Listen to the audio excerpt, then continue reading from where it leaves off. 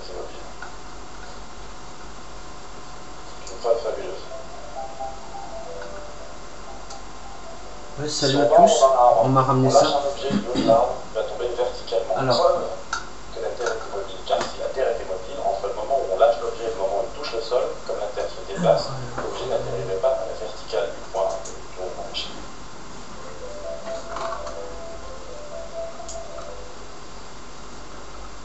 Du coup, on a considéré que la Terre était immobile jusqu'à environ le XVIe siècle, quand Giordano Bruno a eu une idée complètement dingue, l'idée de faire l'expérience depuis un bateau. Il a lâché un objet du haut d'un mât, puis il a vu que l'objet est tombé en pied du mât, alors que le bateau était en mouvement. Bon, voilà, on m'a ramené ça. Et donc le truc qu'on l'a lu. Il n'est pas lieu de considérer que la Terre était particulièrement immobile. Pour faire simple, là, Bruno tend un gros doigt à Aristote. Bruno, c'est un type un petit peu particulier qui a pas mal défrayé. Il ne se passe rien, l'écran il reste noir. Il n'y avait pas forcément de chronique à son époque. Giordano Bruno va être le premier à pourtant le PC lui tourne là. Infini, que les étoiles qu'on voit sont infiniment loin. Cet espace infini contient d'innombrables soleils et une infinité de terres qui tournent autour de ces soleils. Et ça, c'est un point qui va être crucial pour la réalité, parce que c'est la première fois qu'une personne. Ça vient de la carte vidéo. On va essayer de réparer ça. Pas de point privilégié dans l'univers, pas de point autour duquel tout tourne, que notre soleil et notre terre ne sont finalement qu'une étoile. Si on peut le réparer. Parmi des centaines de millions Giordano Bruno a aussi exprimé l'hypothèse que, vu qu'il y a vraisemblablement une infinité d'étoiles et de planètes, il doit y avoir de la vie ailleurs. Et pas qu'un peu. C'est pas pour ça qu'il va se faire cramer sur le bûcher en 1600. C'est pas pour ça. Mais ça n'a sans doute pas été. Donc au final, ce que dit Bruno, c'est qu'il n'y a pas d'endroit plus particulier qu'un autre dans l'univers. Ce qui nous emmène à Galilée. Galilée ne va pas explicitement. Donc ce que je vais faire moi, c'est que je vais démonter ça. Et puis je vais passer un coup sur la de décapeur sur la carte vidéo. Voilà. Du coup, il va un peu faire varier l'expérience. Ce que va dire Galilée, c'est que vous êtes dans la cabine d'un bateau. Et vous y placez des mouches, des papillons. Vous mettez un bocal avec dedans un poisson. Vous prenez une bouteille qui est pleine d'eau, la suspendez à l'envers pour laisser tomber l'eau au goutte à goutte dans un récipient qui est à la verticale de cette bouteille. Et si vous vous amusez à faire des sauts sur place dans la cabine, que le bateau soit en mouvement ou que le bateau soit à l'arrêt, les mouches, les papillons voleront en tous les sens, le poisson ira là où il veut, le goutte à goutte tombera toujours dans le récipient qui est à la verticale, et vous sauterez toujours sur place dès lors c'est bizarre ça. que quand le bateau est en mouvement, il n'y a pas de variation de mouvement et qu'il n'y a pas de changement de direction, ce qu'on appelle aujourd'hui un mouvement uniforme. Donc ce que fait Galilée, il ne démontre rien, mais il observe. Voilà. Que les la batterie semblent être absolument toutes les mêmes pour n'importe quel référentiel inertiel. Ce qu'on appelle un référentiel inertiel, c'est un référentiel, on va dire, inerte. Inerte, c'est-à-dire que c'est un référentiel sur lequel il n'y a aucune force qui s'applique. Ou, pour être plus précis, l'ensemble des forces qui s'appliquent. Bon, pour faire très très simple, un référentiel inertiel, c'est un point de l'espace qui est soit au repos, soit dans un mouvement rectiligne uniforme. Mouvement rectiligne uniforme, c'est-à-dire que ça va dans une seule direction et à une seule vitesse, donc une variation de vitesse. Donc il y a une notion essentielle là-dedans, dont on ne parle pas vraiment, c'est la notion d'accélération. Les scientifiques de l'époque ne distinguent pas vraiment les notions de vitesse, d'accélération, d'énergie, de force. On en est globalement encore à Newton. Ah ouais, c'est bon ça. Et devinez d'où ça vient. Aristote considère qu'il existe deux types de mouvements dans l'univers. Les mouvements naturels et les mouvements violents. Un mouvement naturel, c'est le mouvement spontané et naturel que va avoir un élément. Par exemple, l'eau et la terre vont naturellement vers le bas. Puisque c'est. Je dis ça parce que je vois ce que c'est comme carte vidéo, ça c'est la merde. L'air et le feu, en revanche, vont avoir un mouvement naturel vers le haut, car c'est leur origine. Les mouvements. J'ai déjà vu ce modèle. On pourrait dire, disons, artificiels. C'est le fait, par exemple, de jeter un objet en l'air, c'est le fait de marcher, d'avancer, de se déplacer. Il considère que ces mouvements n'existent que quand une force s'applique. Dès lors qu'une force ça la carte vidéo. C'est complètement con. Le mec a quand même étudié, en se plantant, mais il a quand même étudié la chute des objets. Ça va d'ailleurs poser un certain nombre de problèmes au Moyen-Âge. Quand on arrive vraiment à une époque de guerre bien organisée, au sein desquelles on va trouver des gens qui tirent des projectiles. Donc notamment des flèches, des rochers, des catapultes. Et donc la question qui se pose, c'est qu'au moment où on tire une flèche, il n'y a plus aucune force qui s'applique sur la flèche. Elle devrait s'arrêter. Pourquoi ne s'arrête-t-elle pas et pourquoi continue-t-elle? Justement, c'est là qu'on va inventer des impetus. L'impetus, c'est une charge de force qu'on va transmettre à l'objet. Donc au moment où on tire la flèche, il faut imaginer qu'on donne une force à cette flèche, qu'elle conserve et qu'elle puise au fur et à mesure. Voilà. Ceci expliquant pourquoi elle continue d'avancer, mais peu ou non elle va arrêter. Et donc, Galilée, donc, il n'a pas vraiment cette notion. Lui, ce qu'il retient, c'est qu'on peut changer de repère comme on veut. Il met même au point des règles qui permettent de changer, de passer d'un repère à un autre.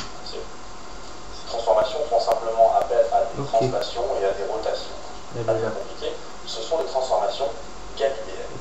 Mais donc, l'essentiel de l'observation de Galilée consiste à dire que quand on est dans la cabine d'un bateau, si on n'est pas en mesure de regarder dehors, il est impossible de déterminer si on est à l'arrêt ou si on est en mouvement tant qu'il n'y a pas de variation de mouvement.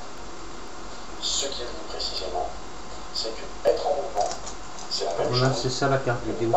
J'ai déjà vu ce genre de modèle. Être en mouvement, mais c'est assez rare. Je ne préciserai pas à chaque fois, c'est long. Je ne veux pas dire MRU parce que ça fait en mouvement, rectiliforme. Quand on est en mouvement, c'est pareil que quand on n'est pas en mouvement. Ça, c'est la relativité qui est née. La relativité qui est née, ce que ça signifie, c'est qu'il n'existe pas de vitesse absolue, il n'existe pas de position absolue, il n'existe pas de mouvement absolu. Si je me déplace par rapport à une chose, c'est rigoureusement la même chose que de dire que c'est en fait cette chose qui se déplace par rapport à moi. Prends un exemple tout bête pour ceux qui ont déjà joué à des jeux de plateforme. Si on prend simplement l'exemple de Super Mario Bros, je pense que ça va parler beaucoup de monde. Bon, la seule solution que j'ai pour la remettre en route, c'est de la chauffer un peu, parce que c'est les micro-soudures qui se décollent d'ici. Et donc ça fait ça. Ce principe va être formalisé en 1687. Ceux qui connaissent un petit peu l'histoire des sciences n'ont même pas besoin d'entendre de qui je veux parler une fois qu'ils entendent toute l'année. Il s'agit bien sûr d'Isaac Newton. Quand il va formaliser ses lois de la mécanique, la première de ces lois consiste à dire que quel que soit le référentiel qu'on prend, si un corps n'est soumis à aucune force, si la somme des forces auxquelles il est soumis s'annule, ce corps est soit au repos, soit en mouvement avec une forme. C'est tout simplement le principe de relativité formalisé par Newton. Par rapport à ça, il y a deux choses qu'il faut impérativement noter. C'est soit on la change, la première, c'est que pour soit on passe un coup de décapeur dessus. Il n'y a pas 100 000 solutions. Ce sont des choses absolues. Elles sont très fragiles ces cartes. Impérativement, c'est que pour Newton, la lumière est composée de corpuscules qui se déplacent à une vitesse infinie. La lumière, ce sont de petites billes qui se déplacent instantanément de leur source à notre œil. Pour faire simple. En 1864, c'est-à-dire quand même 200 ans après Newton, ça fait 200 ans qu'on utilise la mécanique quotidiennement pour mesurer les mouvements des étoiles, des planètes, mais également des objets. C'est la sorte de part thermique pour refroidir. Etc. Que ce sont des lois qui fonctionnent, des équations qui fonctionnent, mais avec une précision qui est ahurissante. Tout ça pour dire qu'on est à un stade où on considère que la mécanique est vraie. Et pour de vrai, il n'y a aucune raison particulière de la remettre en cause. Ça a l'air de tomber de nulle part, mais je dis ça pour une raison. En 1864, donc Maxwell, James Clerk Maxwell, allez. va unifier maintenant je vais passer un petit peu là-dessus. Il va fonder les 4 équations fondamentales de l'électromagnétisme, qu'on appelle spécifiquement les équations de Maxwell, vu que c'est lui qui les a mises au fond. Et que ces équations sont un badass, quoi. Et on fera des épisodes sur l'électromagnétisme.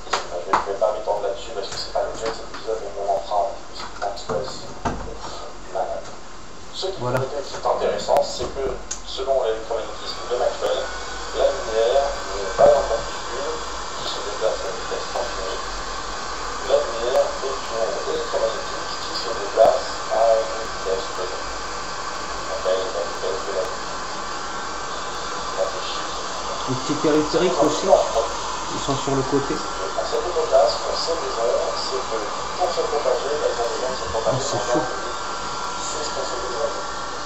C'est un phénomène vibratoire qui a besoin d'un milieu pour se propager. S'il n'y a pas de milieu pour se propager, il ne se propage pas. Le son dans le vide ne se propage pas. Et donc, si la lumière est un phénomène électromagnétique, si la lumière est une onde, il faut bien qu'elle se propage dans un milieu. Ce que ça signifie, c'est que la lumière du soleil, pour qu'elle arrive jusqu'à nous, ça veut dire qu'elle ne traverse pas le vide de l'espace, mais qu'elle traverse le multispace de l'espace. C'était pas beau, donc ils ont décidé d'appeler ça l'éther. Précisément, l'éther de l'univers transporte la lumière. Mais on va appeler ça l'éther. Donc ça c'est bon, c'est fait. On va inventer cette histoire d'éther juste pour permettre à la lumière de se propager, simplement parce que Maxwell estime que la lumière devrait être une onde électromagnétique. C'est parce que les équations de Maxwell, justement, fonctionnent dans le diamant. Pour faire très simple. Et en gros, les équations de Maxwell, il en dérive hyper naturellement que la lumière est un phénomène ondulatoire. Donc on parle de cette idée-là qui est pas bête, qui consiste à dire qu'en fait, dans l'espace n'est pas vide, mais qu'il y a un espèce de truc. Donc on va essayer de comprendre ce qu'est ce truc. Est-ce que c'est solide? Est-ce que c'est liquide? Est-ce que c'est gazeux? Est-ce que c'est autre chose qu'on ne connaît pas? Est-ce que ça a du poids? Est-ce que ça bouge? Est-ce que ça vibre? Toutes ces questions qui sont trépidantes. Et en fait, on va se heurter à un mur. C'est-à-dire qu'on va être capable de rien vous montrer du tout sur l'éther, si ce n'est 3 choses qui sont fondamentales concernant l'éther. Voilà. Pour le reste, on en sait rien. Mais en tout cas, il y a 3 choses qui sont évidentes concernant l'éther. Première chose, c'est que l'éther est extrêmement rigide, mais en même temps élastique. Je sais, ça a l'air curieux, mais voilà. Pourquoi est-ce qu'il est rigide et pourquoi est-ce qu'il est élastique? Il est parfaitement rigide parce que pour que la lumière d'une étoile super lointaine puisse arriver jusqu'à notre œil, ça veut dire que cette onde peut se propager suffisamment loin sans être complètement absorbée par l'éther. Voilà, c'est bon. Non, pas d'atténuation, le son, mine de rien, quand vous parlez, ça ne porte pas à 20 km. Une atténuation. C'est pareil pour la lumière dans l'éther. Rigide et élastique également pour que ça puisse vibrer, que l'on puisse se propager. La deuxième chose, donc rigide et élastique, c'est le bon point. Le deuxième point, c'est que la mécanique newtonienne nous a permis de mesurer le mouvement des planètes et de calculer le mouvement des planètes et des étoiles de façon parfaitement exacte, sans jamais avoir besoin de recourir à l'éther. Ce que ça signifie, c'est que si les équations qu'on utilisait sans prendre en compte l'éther étaient correctes, c'est qu'en fait, l'éther n'impacte pas ces mouvements-là. Et donc, ça signifie que l'éther doit avoir une résistance qui est au moins quasi nulle à la matière. Donc, la matière doit pouvoir se déplacer au sein de l'éther de façon quasiment libre, sans éprouver la moindre résistance, ou alors de façon infinitésimale, et que ça ne fasse pas varier les résultats des équations de façon significative. Donc, on a un truc qui est rigide, élastique, et en même temps, on n'a aucune résistance à la matière. Pratiquement. Mais le troisième point qui est dingue, c'est que ce qu'on arrive à déterminer, c'est que l'éther doit être ok, ben là c'est fini. Et ça, c'est très intéressant pour les scientifiques de l'éther. On va tester tout ça. Parce que si on a un éther qui est parfaitement immobile et qui est présent à peu près partout dans l'univers, ça signifie qu'on a un référentiel privilégié, absolu, à partir duquel on va pouvoir mesurer on va tester maintenant les autres objets. Donc on va pouvoir mesurer notamment le mouvement des planètes par rapport à l'éther. voir si ça fait quelque chose. Ça, c'est hyper intéressant. C'est tellement intéressant que de 1881 à 1887, Michelson et Morley vont tenter de déterminer la vitesse de la Terre par rapport à l'éther. Donc je ne rentre pas trop dans le détail de leur expérience. Pour faire simple, ce qu'ils ont fait, l'idée est la suivante. Ils se sont dit, par exemple, si je suis sur un véhicule et que je veux déterminer la vitesse de ce véhicule, ce que je vais faire, c'est que je vais envoyer des projectiles. Donc je peux mesurer la vitesse de façon perpendiculaire à deux endroits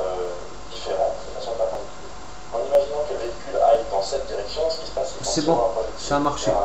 Cool. Pendant que le projectile va avancer, moi avec le véhicule il va avancer aussi, et donc il me semblera que le projectile va moins loin qu'il devrait.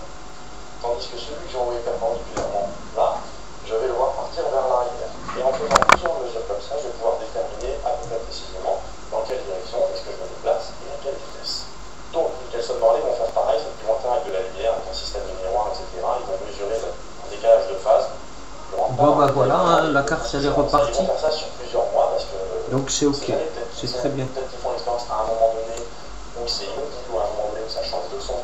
Ça ne part par rapport à l'éclair, comment ça se passe. Ils savent comment la Terre se dépasse par rapport au Soleil, mais on ne sait pas comment la Terre et le Soleil se dépassent par rapport à l'éclair. Donc ils veulent prendre la mesure à plein de moments différents. Et ce qui se passe, c'est qu'ils ne vont jamais trouver ce qu'ils pensent trouver. Cette expérience de Michelson Morley est réputée comme étant une des expériences les plus célèbres dites négatives, c'est-à-dire on trouve un résultat qui n'est pas du tout celui qu'on attend. Ils vont essayer de chercher diverses explications pour justifier le fait qu'ils ne trouvent pas le résultat qu'ils attendent, complètement moqué, c'est absolument impossible, jusqu'à Ernst Mach qui va être le premier à dire peut-être que le problème en fait vient pas d'expérience, mais du fait que l'éther ça n'existe pas en fait. Mais ça ne va pas aller plus loin que ça. C'est-à-dire qu'il n'a pas assez de charisme sans doute Ernst Mach. Je vais attendre parce que là je vois qu'il n'y a rien qui apparaît à la fin. Ensuite il va se passer autre chose. Heaviside en 1889 va remarquer que quand un champ électrostatique est en mouvement, il se contracte dans le sens de son mouvement. Et ça pose un nouveau problème.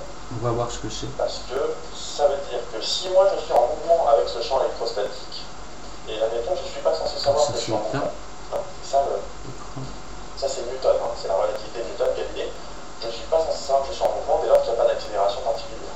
Mais il s'est rallumé, mais il y a rien. Si simplement je constate que le champ électrostatique qui se dépasse avec moi est écrasé,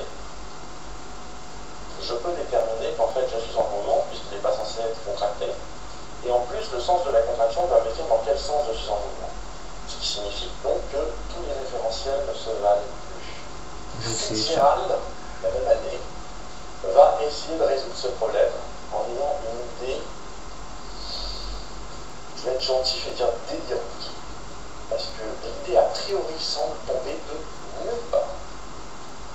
Et il dit, mais peut-être qu'en fait, j'ai la souris là. Effectivement, les champs électrostatiques se contractent dans le sens du mouvement, mais peut-être que les corps, la matière elle-même, se contractent également dans le sens du mouvement. Donc si j'ai la souris, je devrais avoir Windows qui va apparaître. Voilà, peut-être un effet que l'éther a sur la matière. Et c'est vrai que ça résout le problème, parce que je me remets dans le cas où je suis en mouvement avec ce champ électrostatique. Si moi-même je suis contracté dans le sens du mouvement, je ne vois que le champ électrostatique est contracté. Voilà, Windows il est là. Si je suis en mouvement ou pas. Cool. Donc ça compte mise à pas jour. mal. Configuration de mise à jour. À côté de ça, il avait aussi derrière la tête l'idée que la matière était composée de molécules et qu'il est possible que les forces intermoléculaires soient électriques. Et que donc, quelque part, ça se comporte un peu comme le champ électrostatique. Mais bon, on est quand même à une époque, je le rappelle, hein, vous pouvez aller voir le PDF si vous n'avez pas entendu. À l'époque, on n'est pas sûr qu'il y a des atomes, on n'a pas encore découvert l'électron. Je vais vous montrer ce que ça donne. Voilà, ça donne ça. Configuration des mises à jour, 3 sur 3, 0% effectué, n'éteignez pas l'ordinateur. Bon, en tout cas, lui, il est OK. Voilà, ça marche, ça refonctionne. Donc, on peut... les cartes vidéo amovibles, quoi, qui sont dans les Acer, c'est réparable. Alors, c'est bien la première que je réussis à réparer. J'ai déjà essayé d'en réparer 2 autres. Mais celle-là, c'est la première qui veut bien fonctionner, quoi. Alors, on va essayer de rapprocher la caméra. Hop. Hop. Et hop. Comme ça. Donc 100% effectué, n'éteignez pas l'ordinateur. Et voilà. Mot de passe, ma biche. Poincaré en fait va compléter ces formules et il est tellement élégant décidé d'appeler ces transformations les transformations de Lorentz. Ok. Rien que pour ça, c'est la classe. Mais quand même, Poincaré va ajouter à ces transformations deux notions très importantes. La première est que la vitesse de la lumière est la même. On dirait que c'est ça. Dans toutes les directions. Le mot de passe. Et que aucun observateur ne peut aller plus vite qu'elle. Bon, pour être clair et honnête, c'est vrai qu'il était tellement proche de la relativité restreinte que je comprends qu'on puisse lui attribuer la paternité. Mais selon moi, c'est pas là que se trouve le coup de génie d'Einstein, et on valide. Et d'ailleurs, Poincaré, un truc à noter, c'est que Poincaré se trimballe toujours cette terre qui clairement ne ressemble à rien, mais qui semble aller très alors donc et qui semble lui justifier et expliquer beaucoup de phénomènes. Bon bah c'est ok. Et donc voilà, c'est terminé. Quand arrive Einstein, en Le PC fonctionne. 1905, on appelle ça l'année miraculeuse ça marche. de la physique, on appelle ça l'année miraculeuse des sciences. Oui, salam, c'est Hassan. Pour des raisons qui sont très simples, c'est Einstein qui à l'époque, c'est toi qui m'as passé ton PC. Suisse, n'est ni professeur. T'es mon voisin, ouais, voilà, ok. Bon bah c'est bon, c'est réparé. Tu peux, je peux le descendre ou tu passes le prendre? 4 articles. D'accord. Et t'as ton chargeur à la maison? Justifiant selon moi la ok, bah, parce que j'ai ouvert quand même le PC, il y avait un mot de passe, mais bon, il était tellement simple. Étant une révolution dans des domaines. Je veux pas faire ça, c'est trop facile comme mot de passe. Faut des trucs plus compliqués à servir, sinon c'est pas la peine de mettre un mot de passe. Bon, je te ramène ça et ça va te coûter 20 €. Parce que t'es de la famille, mais normalement c'est plus cher, hein, c'est le double. Et toi, je te fais ça pour 20 € et c'est bon, hein, t'es tranquille. Bon, à tout de suite. Je vous fais très simple, hein, le protocole c'est un peu plus compliqué. Voilà. Si on balance de la lumière sur une barre métallique, on va mesurer un champ électrique au niveau de la barre métallique. Preuve qu'il y a une propagation du monde. Bon, on va fermer le programme. Un champ électromagnétique. Le problème qu'on n'arrive pas bien à comprendre, c'est que selon la fréquence de la lumière qu'on envoie sur la barre métallique, eh bien, il n'y a pas de champ électrique au niveau de la barre métallique. Ce qui est contraire à ce qui devrait se produire normalement, c'est qu'on devrait toujours avoir un champ électrique dès lors qu'on balance de la lumière. Que la variation de fréquence fasse varier le courant en question, why not? Mais c'est tout, il ne devrait pas y avoir un seuil. L'éclair de génie d'Einstein, ça va être de se baser sur les travaux Max Planck de 1900, dans lesquels il disait que la lumière était émise par papier, les quanta d'énergie. On avait parlé dans la vidéo sur pourquoi le soleil nous réchauffe. Mais il va aller plus loin, il va dire non seulement la lumière émet des quantas d'énergie, mais en fait la lumière là je fais des petits réglages quoi. Que composée de quantas. Bon bah c'est bon. Et en faisant ça, c'est ok, la réparation est terminée. De la mécanique quantique. Et terminée, a réussi. Bon, ciao.